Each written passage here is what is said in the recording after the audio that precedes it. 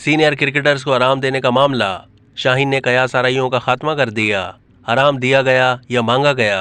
Pakistan super league का title मुसलसल दूसरे साल जीतने वाले लाहौर कलंदर्स के कप्तान शाहीन शाह अफरीदी ने कहा है कि मैंने पाकिस्तान क्रिकेट बोर्ड को कॉल करके अफगानिस्तान के खिलाफ सीरीज में आराम मांगा था।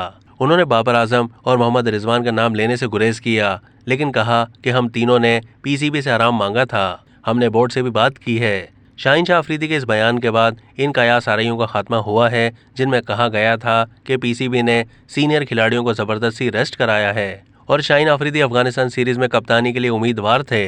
पाकिस्तान टीम के ऐलान के बाद पहली बार किसी खिलाड़ी ने इस हसास और संजीदा मामले पर लब कुशाई की है।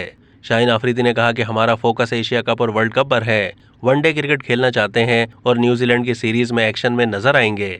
कजाफी स्टेडियम में फाइनल के बाद प्रेस कॉन्फ्रेंस में उन्होंने कहा है कि पाकिस्तान में फास्ट बॉलरों की बड़ी तारीख रही है। इस पाकिस्तान सुपर लीग की कारकर्दगी से जमान खान और एहसानुल्लाह को पाकिस्तान टीम में मौका मिला।